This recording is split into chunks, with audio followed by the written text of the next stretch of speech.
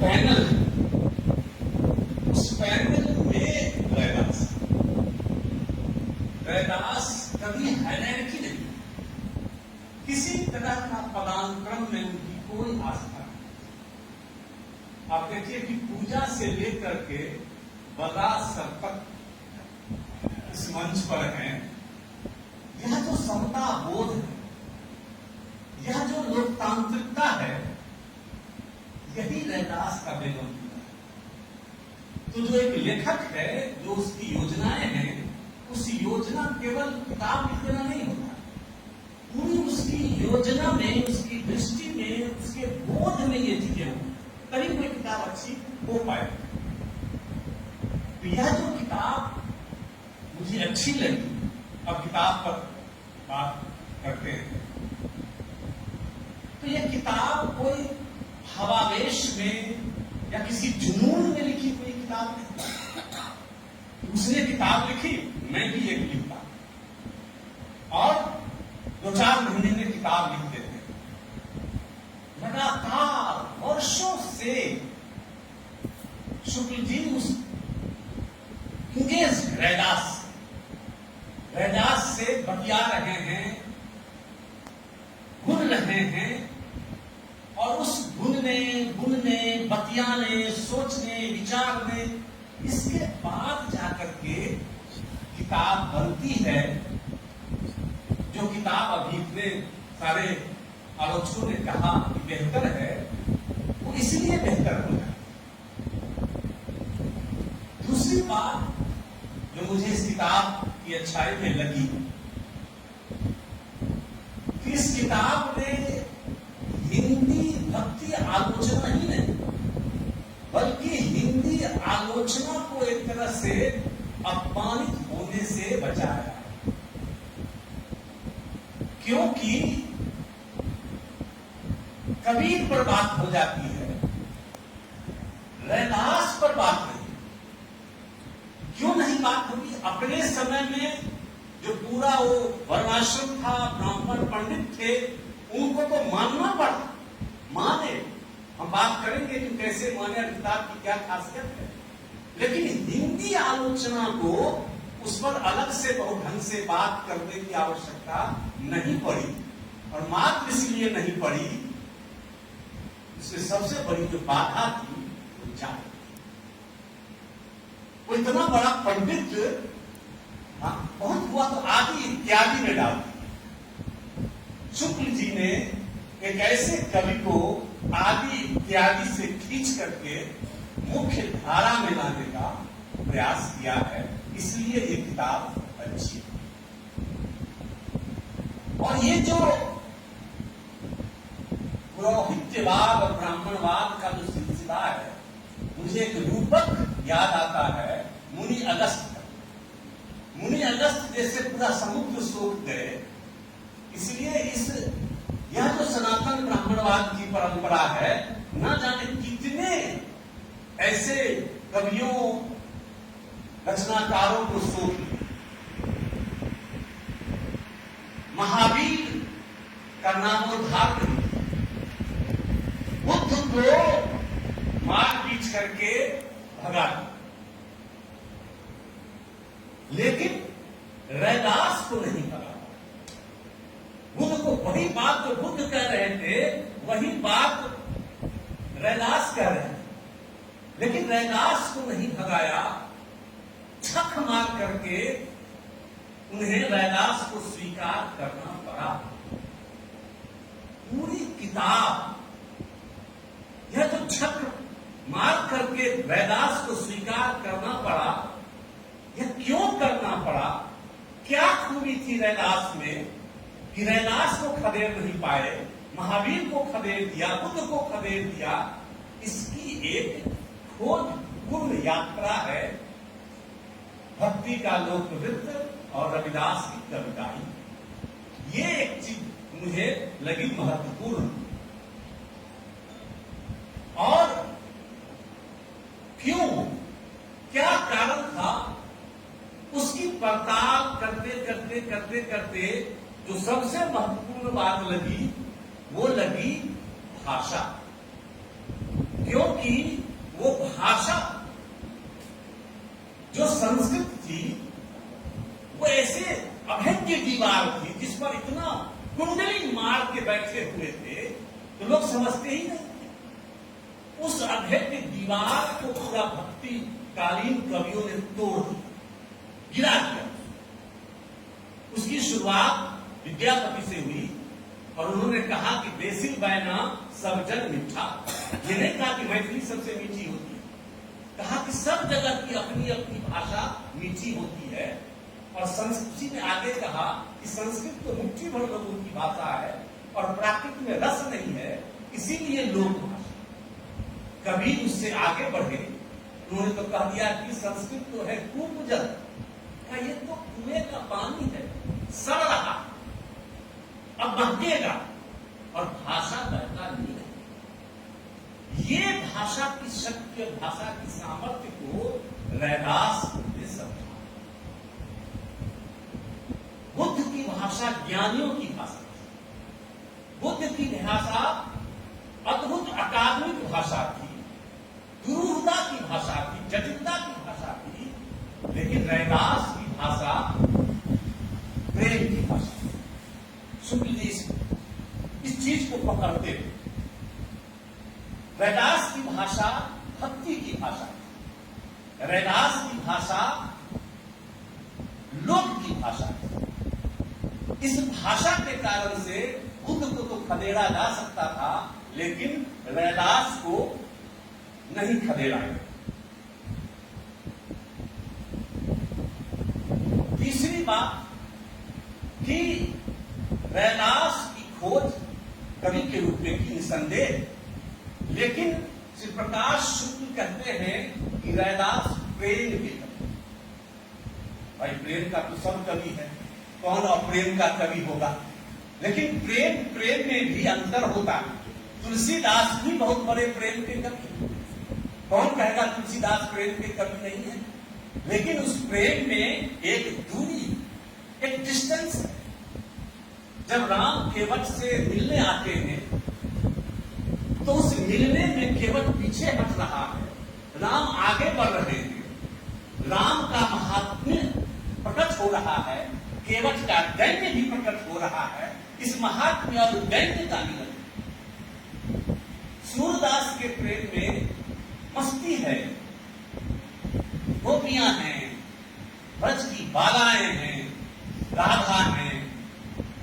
लेकिन रैदास और कबीर का प्रेम जो है वह सार्वजनिक, वो सबके लिए प्रेम की बात करता है। वो रैदास बोलते हैं कि प्रेम पंथ की पालकी, वो जो प्रेम जो पालकी है वो प्रेम का। और देखिए श्री प्रकाश इस पालकी की व्याख्या कैसे करते हैं, तो यह सत्ता की नहीं समता की पालकी है, शोषण की नहीं सेवा की पालकी है, समर्पण की नहीं सहभाव की पालकी है। रविदास का यही प्रेम भक्ति है जो संत कवियों में इन्हें एक अलग स्थान देती है, जो स्वयं कबीर से जुड़ती है। ये प्रेम, इस प्रेम को महसूस किया जा सकता है। इस प्रेम में आकाश की सुगंध है, इस प्रेम में दूर कहीं खनिजी की प्रतिध्वनि है, इस प्रेम में तारे की रोशनी है। इस प्रेम को वही समझ सकता है, ये हृदय की झंकृति वही समझ सकता है जिसको एक झलक उसकी आभा कहीं न कहीं मिली। यह जो है वो कबीर, पता नहीं कबीर कैसे समझ गए थे कि प्रेम एक दिन बाजार में बिकेगा। ये साइज के आकार से प्रेम को नापने और मापने का नहीं था। भक्तिकालीन कवि विशेष करके रैदास की एक मुझे शेर मिला कहीं जो बहुत रैदास से ये है, हालांकि उच्चारण में थोड़ा ये सब करने में दिक्कत होती है, मैथिली वाला मामला है कि दिल को बड़ा हरम नशीन तोहफे हरम नहीं नहीं, मानी ये बंदगी समझ सुनते बंदगी न देख। इसका अर्थ ये है कि भाई क्या मंदिर जाना, मंदिर क्या काबा जाना, दिल को ही मंदिर बना। तोहफे हरम नहीं ना हो, कोई बात नहीं है तो नहीं है। हम मंदिर की प्रदक्षिणा नहीं करेंगे, हम कावे की प्रदक्षिणा नहीं करेंगे। जब दिल ही मंदिर हो गया तो प्रदक्षिणा की जरूरत ही खत्म। यह जो पूरा भक्ति का एक बड़ा सा जाल खड़ा किया गया था, उस जाल को रैदास बहुत करीने से काटते हैं। ये पूरे किताब की जो है ये भावना है कि किस प्रकार से उन्होंने किया। रैदास की एक पंक्ति है कि सह की सार सुहागिनी जाने, तज अभिमान सुख रलिया माने। सुहागिनी ही जानती है प्रेम क्या होता, वही जो है वो सुहाग की आनंद वो जानती हैं और मिलन का आनंद भी वही जानती। ये जो प्रतीक है जो रैदास लाते हैं वो किस लिए कैसा होगा, इसके लिए अभिमान को तजना होगा। सबसे जो बड़ी दीवार है वो है अभिमान, और प्रेम में कोई अभिमान के लिए जगह नहीं होती है। भक्त कवि के रूप में श्री प्रकाश शुक्ल एक अलग तरह के ध्रुव तारा के रूप में रैदास को देखते हैं। और जो बात कही गई कि सगुण से निर्गुण की यात्रा, ये यात्रा है, लेकिन शुक्ल जी कह रहे हैं कि यह यात्रा जो है वह अभिजात्य से मुक्ति की यात्रा है। अब पूरा सगुण भक्ति के वाहिद को देख लें तो एक एलिटिज्म वहां आपको मिलेगी। चरण छुआए, वंदना, ये सब कुछ वहां मिलेगा। इसके खिलाफ ये बात करते हैं। वो कहते हैं, यह कहने का भाव है कि रैदास की जो कविता है, जो सगुण से निर्गुण की यात्रा है, वह अंधकार से प्रकाश की यात्रा। सगुण क्या है? धूप, दीप, फलाना ठिकाना, पंडित, पुरोहित। अब जो प्रकाश को जान ही नहीं रहा है, उससे हम प्रकाश का पता पूछ रहे हैं। जिसने कभी ईश्वर को देखा नहीं, मिला नहीं, उसी से हम ईश्वर का एड्रेस पता पूछ रहे हैं। रैदास करते हैं, इससे काम चलने वाला नहीं है।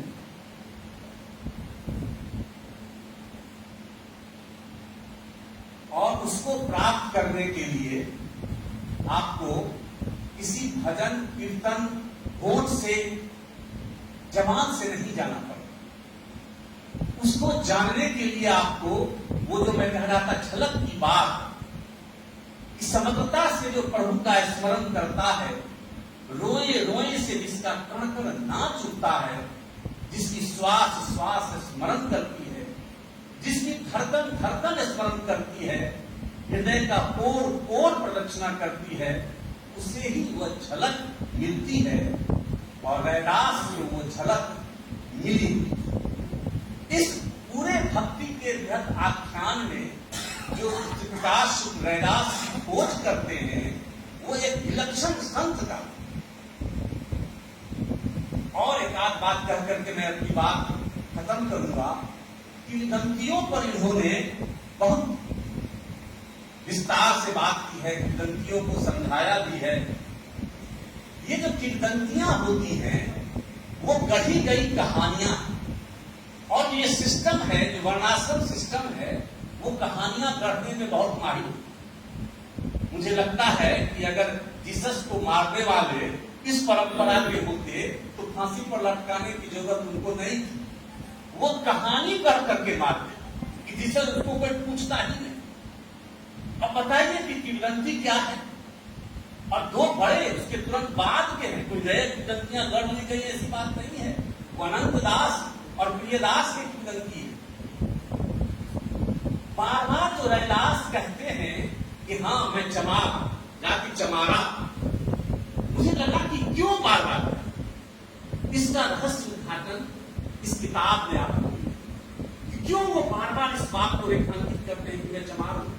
वो इसलिए बार बार रेखांकित करते हैं कि बार बार कहा गया कि चमार ऐसा नहीं कर सकता, तुम ब्राह्मण इस जन्म में नहीं हो, पिछले जन्म में गए। हो ही नहीं सकता है कि कोई वो कहानी गढ़ी। अनंत दास ने कहानी गढ़ी कि वो पिछले जन्म में तो रामानंद के ही शिष्य थे, ब्राह्मण थे, मांस खा लिया तो शाप दे दिया कि अगले जन्म में चमार हो जाना। ऐसे हम सस्ता बात है, भक्त कभी हो जाना, कहीं ना कहीं तुम्हारा विकेट है, जीने वहां से आ रहा है। और प्रियदास ने तो और कमाल कर दिया। प्रियदास देखी, प्रियदास का कमाल देखी। प्रियदास, हाँ, उन्होंने क्या किया कि पिछले जन्म में वो थे रामानंद के शिष्य, भिक्षाटन के लिए गए तो एक बनिए से उन्होंने भिक्षा ली और लेके आ गए और भोग लगाया ठाकुर जी का। ठाकुर जी ने भोग लेना मना कर दिया, ना भोग नहीं लेंगे। तब रामानंद जी ने पड़ताल करने की कोशिश की कि क्या बात है, सब दिन भोग लेते थे, आज भोग नहीं ले रहे हैं। तो पता चला इन्होंने जहां से भिक्षा ली है उस बनिए का संबंध किसी चमार के लेन देन से। तो लेन देन जो हो गई उससे वो अस्पृश्य हो गया, वो बनिया अस्पृश्य हो गया, उसकी भिक्षा अस्पृश्य हो गई। इसलिए ठाकुर जी नहीं ले रहे हैं। और रामानंद जी ने डांटा जबरदस्त ढंग से और उसको श्राप दिया, जाओ अगले जन्म में जो है चमार करो। क्या बकवास! रामानंद ऐसा महान व्यक्ति, वो ठाकुर जी को श्राप देते था, इतना महान व्यक्ति था, वो डांटने वाला व्यक्ति ही नहीं था, वो तार्किक बात बर्दाश्त ही नहीं करते, वो उसको डांट ही नहीं सकते। लेकिन कहानी गढ़ ली गई, मात्र इसीलिए कहानी गढ़ी। कितना कौन जासूसी का हकार ऐसा लिख सकता है जैसा उन्होंने लिखा। और एक ही गलती कर दी, वो तो और अद्भुत लक्षण है कि जब वो पैदा हुए रविदास तो मां का दूध नहीं पी रहे। रामानंद जी आए और उन्होंने कुछ आशीर्वाद दिया। क्यों नहीं पी रहे थे? उनकी मां वही थी, क्योंकि वो तो ब्राह्मण से थे, मां वो थी, तो कैसे दूध पीते? दूध भी कहीं ब्राह्मण और चमार होता है, मां भी कहीं ब्राह्मण और चमार होती है, मां होती है। लेकिन ये कहानी कहने वालों ने अद्भुत कहानी कही और बात इसलिए ये कहानी कही, इस पर यकीन वो लोगों कहीं न कहीं है। और इसीलिए बार बार रैदास अपने को कहते हैं आत्मविश्वास के साथ कि हाँ ये है। बेगमपुरा हम लोग सुनते आते थे, यूटोपिया है, भक्तिकाली यूटोपिया है, कल्याण यूटोपिया है, पंढरपुरा यूटोपिया है, रामराज यूटोपिया है, वृंदावन यूटोपिया है, अमरपुर यूटोपिया है, बेगमपुरा यूटोपिया है। लेकिन उस बेगमपुरा यूटोपिया में ठीक समानता है, लेकिन वो यूटोपिया क्या है और इन सारे यूटोपियाओं से वो कैसे अलग है, ये इस किताब में कहीं मैंने लिखा है, वो बहुत बेहतर है कि कई आलोचकों का उन्होंने जिक्र भी किया है कि ये जो है वो ये यूटोपिया एक वैकल्पिक मॉडल देता। और इस यूटोपिया में एक तरफ वो पीड़ा त्रास है और दूसरे तरफ एक आकांक्षा की दुनिया है। ये लिखते हैं कि इन पंक्तियों के पद में आरंभ की 4 पंक्तियां नकारात्मक उपस्थिति को दर्ज करती है, जिसमें दुख, खौफ, खता, अफसोस, भय, पीड़ा, संत्रास, उत्पीड़न आदि से मुक्ति की आकांक्षा है। लेकिन अन्य आगे की 10 पंक्तियों में उस बेगमपुरा की उत्कृष्ट व सकारात्मक विशेषताओं को बतलाया गया है। यही रविदास का वह यूटोपिया है जो अन्य से उनको अलग करता है। ये जो यूटोपिया है, इस यूटोपिया में जो आधुनिक लोकतंत्र की जो बुनावट है, जो बसावट है, कहीं न कहीं श्री प्रकाश उसको उससे तार से जोड़ते हैं। यूं ही वो गांधी के तार से नहीं जोड़ते हैं, भले ही गांधी ने नाम न लिया और लिखा है, लेकिन पूरा जो उनका जो निवेदन वाला, लड़ाई झगड़ा नहीं करने वाला वो जो चेतना है, वो कहीं ना कहीं रैदास से, क्योंकि भक्त कवियों को वो बहुत पढ़ते थे, तो रैदास से आई हो यह संभव। इस तरह से बहुत सारी बातें हैं और अभी बहुत लोग बचे हुए हैं। बस दो तीन उनके जो कुछ चीजें जो मुझे लगी कमियां हैं, उस कमियों पर भी बात हो जानी चाहिए। जो सबसे जो पहला चैप्टर जो लोक वृत्त को व्याख्यायित करता है और उसमें लोकेट करता है रविदास जी को, वो सबसे महत्वपूर्ण चैप्टर है, लेकिन मुझे लगता है कि वो सबसे कमजोर चैप्टर। महत्वपूर्ण हो सकता है, वो किसी के लिए लोक वृत्त को समझने के लिए महत्वपूर्ण हो सकता है।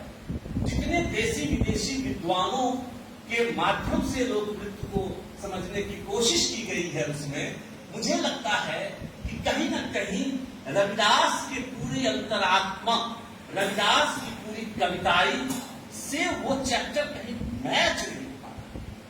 वो मैच इसलिए नहीं हो पा रहा है कि वो पूरा लोक वृत्त का पाश्चात्य चिंतन उसमें फिट करने की कोशिश की गई है। ये कमियां हमारे गुरु जी की किताब में भी है।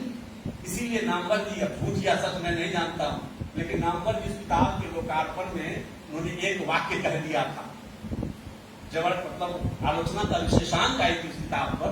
तो नामवर जी ने कहा था, वाह पुरुषोत्तम ने तो बहुत अच्छी किताब लिखी है, ये अंग्रेजी की किताब हिंदी में लिखी है।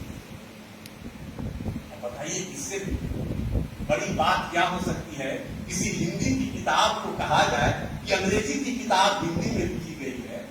तो इस लोक वृत्त को, और शुरुआत जो फ्रेंचेस्का का अनुवाद आया हिंदी का लोक वृत्त, उस समय से लोक वृत्त ये हुआ। लेकिन जहां श्री प्रकाश शुक्ल खुद होते हैं, वहां जो किताब में जो फ्लैशेज है, वहां जो चमक है, वहां जो कौन है, वो चमक और वो कौन पहले चैप्टर में नहीं है, क्योंकि उस चैप्टर में खुद प्रकाश शुक्ल उतने नहीं है जितने की अन्य जगह। पहली बात तो ये। दूसरी बात कि किसी भी भक्त कवि पर बात करते समय या आदिकाल मध्यकाल के कवि पर बात करते समय मुझे नहीं लगता है कि उसे जबरदस्ती आदमी बनाया है। ठीक है, कहीं आदमी चेतना, क्योंकि मध्यकालीन चेतना भी अपने आप में महत्वपूर्ण है। तो उसमें एक शायद सब चैप्टर है पर्यावरण पर, और पर्यावरण उसका, उस पर्यावरण का निश्चित रूप से दलित टेक्स्ट के संदर्भ में पर्यावरण है, लेकिन पता नहीं क्यों वो चीजें बन के आ नहीं सकी कि वो किस प्रकार से पर्यावरण की बात करते हैं। कहीं ना कहीं मुझे लगा कि जबरदस्ती उनको पर्यावरण बनाने के लिए चूंकि वो लिखा जा रहा था, इसलिए फिर वहां वो चीजें जिसको प्रकाश स्थापित करते हैं और वो कन्विंस कर जाता है, वो चीजें कन्विंस नहीं कर पाए। कम से कम या तो मैं कन्विंस नहीं हो पाया, या हो सकता है ये मेरी समझदारी की कमी। और तीसरी बात जो सामान्य बात है, जिसकी और कमलेश जी ने इशारा किया, उससे थोड़ा एक्सटेंशन, कि वो भाव का हो या वाक्य का, आवृत्तियां कई बार हुई हैं, चीजों की बातों की आवृत्तियां हैं। तो अगला एडिशन आए, अगर उसमें वाक्यात्मक संशोधन प्रूफ रीडिंग हो, तो इस तरह से एक बार देखा जाना चाहिए कि क्या भाव और विचार के आवृत्तियां हो रही हैं कि नहीं। लेकिन ये सब छोटी मोटी कवियां हैं। यह किताब निश्चित रूप से पूरे भक्ति आलोचना परंपरा में एक सार्थक, और जो कह रहे थे ना कवि, मुझे लगता है वो बात नहीं है, वो सृजनात्मक आलोचना है। और इस चीज को बनाए रखें, कवि की आलोचना होती है, खास आलोचना की अगर होगी तो पूरे भक्ति आलोचना परंपरा में सार्थक और सृजनात्मक हस्तक्षेप के रूप में इस किताब को लिखा जाना चाहिए।